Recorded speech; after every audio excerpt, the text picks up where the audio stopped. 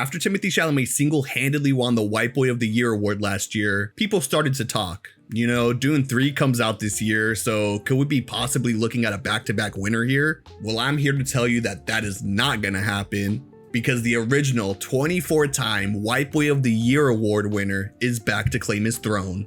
That's right, today I'm talking about everyone's new favorite movie, Project Hail Mary, directed by Phil Lord and Christopher Miller, and obviously stars Ryan Gosling. Now, this is based off a book that admittedly I have not read, but it's from the same author as The Martian, and I really love that movie. I didn't read that book either. So when I first heard about this movie, I knew it was going to be somewhat good. Especially with Lord and Miller directing, I knew that I was going to have a fun time at least. I don't think I've ever not liked anything that they've been involved with. I mean, there's the Lego movies, the 21 Jump Street reboots, the Spider-Verse movies. And after watching Project Hail Mary, I think I can confidently say that Lucasfilms made the wrong choice when firing them off of Solo. Yeah, I know supposedly it was a whole disaster on set, but I still would have killed to see what they did with that character.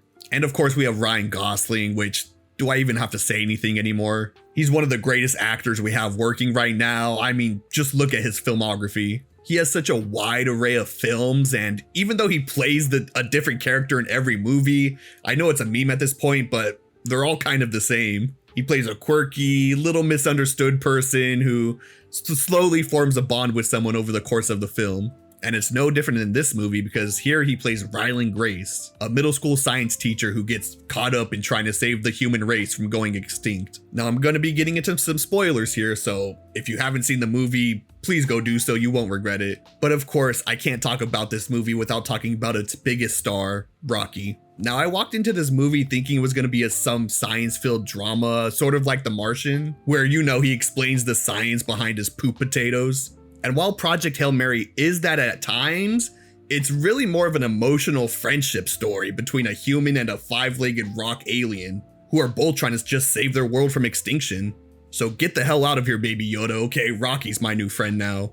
As soon as I get my hands on a Rocky Funko Pop, it's going on my wall of virginity back there. Now, we learned that both of their sons are dying because of these cells called astrophages. The astrophages basically eat the sun, make the sun dimmer, and basically force Earth into another ice age. But there's a sun way out there in the galaxy that is not affected by the astrophages, so that's why both Grace and Rocky went out there to find out why. Now, I've seen people say that they significantly dumbed down the science in this movie for the movie-going audience, and I gotta say I'm kind of glad they did. Not because I'm dumb or anything. Oh, okay, well, yes, because I am dumb, but because all the science stuff that already was in the movie was way more than enough to make us understand the situation and where the plot's gonna go. And also, like I said earlier, the science is really not the point of this movie. It's a human story about friends forming a connection and being brave for one another. Grace's and Rocky's relationship is what you're invested in for basically the entire movie. Meanwhile, Earth dying is basically the B plot. Like, just imagine if they had introduced Rocky, this crazy 5-leg alien rock monster, and they were like, all right, we're just gonna do science stuff now.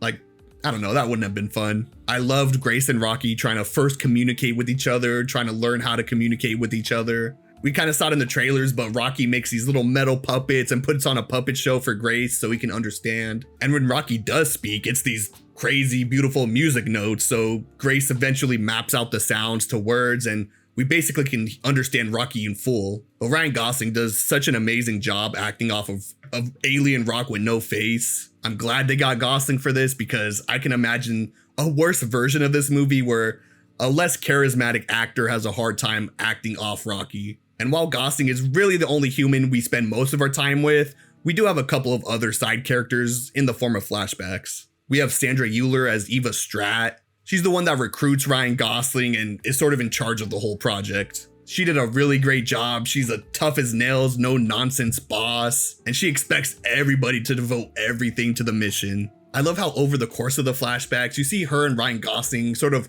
form a friendly working relationship. It just makes her betrayal even more twisted and cold, because even after everything, you realize she's just devoted to the mission. That's all she cares about. And of course, I can't talk about her performance without talking about her karaoke scene, which, first off, just what a performance, like, by itself. Sandra Euler can really sing, and the song choice was just so perfect. Sign of the Times by Harry Styles, a song about saying goodbye. And she sang just the perfect amount. She didn't go overboard with it, didn't sing the whole song. It was just perfect. It might be the best karaoke scene of all time. I can't think of any other off the top of my head. Let's see, best karaoke scenes in movies.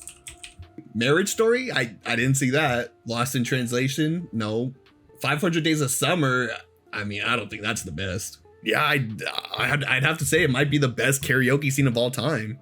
Of course, got a shout out to L-Boy, Lionel Boyce, famous from The Bear and of course Odd Future. He had a small part in the movie, but he was perfect in it. He was funny. But getting back to Grace and Rocky, my favorite part had to be when Grace admits that he didn't have enough fuel to get back home. And Rocky kind of just sits there for a second and is like, oh, I'll give you fuel to go back home. I'll just get home 6 years later. My God, my heart just couldn't take it. And you just see Grace just break down crying from being overwhelmed from the joy. He realizes he can go home. He can imagine a life back at home. It was just such an amazing scene. People in my theater were sniffling when they were saying their goodbyes. I was like, no way, they're just never gonna see each other again. They're like besties. How are they gonna do this? And I gave the biggest fist pump when Grace turned his ship around to go save Rocky. Oh my God, I was cheering. And we get a heartwarming, maybe a little cheesy ending, but not in a bad way. I really loved it. Because in my head, Rocky and Grace deserve a cheesy, happy ending. The story and plot overall is just so amazing, and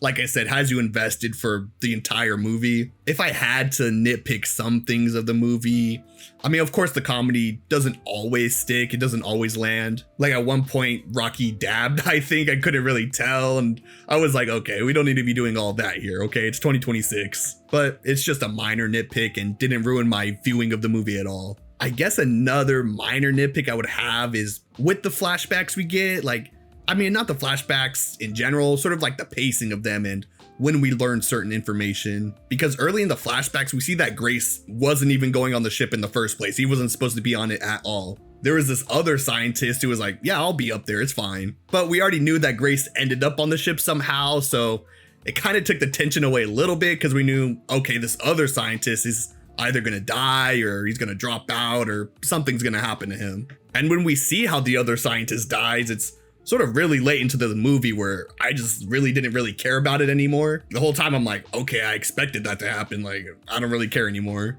Again, just a minor nitpick that didn't really affect my overall viewing of the movie. But this movie is just so beautiful to look at. You can tell a lot of people put a lot of hard work into making this movie look and feel the way that it did. They actually built the entire interior of the ship, and I wonder how much of that is actually leftover Millennium Falcon parts. Maybe. The most beautiful scene of this movie is hands down the astrophage catching scene. They already spoiled it in the trailers. It's that crazy shot where everything turns red. I unfortunately did not see this in IMAX because it was sold out where I lived. But God, I wish I did just for that one scene. All the visuals of every space scene was vibrant with colors and everything just looks so beautiful. I've seen some people online saying that this is what Supergirl should be looking like, which I don't know, off that first trailer, it doesn't look like they're going that way. Also, the work they did to make Rocky feel so human, so real is just absolutely unbelievable. Most of the shots of Rocky are real. He's a 3D printed puppet, so there's people operating him at all times. And like I said earlier, Rocky is the standout of the movie, so it was really important that they made him work, and they pulled it off seamlessly. There's really not much more I could say without just spoiling the entire movie. This movie is funny, it's emotional, it's inspirational, hopeful. It just deserves to be seen in a theater. Without a doubt, Project Hail Mary is the best movie of the year so far. Just narrowly beating out the Charlie XCX movie. Just barely. Project Hail Mary is easily a 5 out of 5 Benjamin hits. But let me know down in the comments below, have you seen Project Hail Mary? What did you think about it? How long do you think we have before people start getting sick of seeing Rocky everywhere? Let me know your thoughts and I'll catch you next time.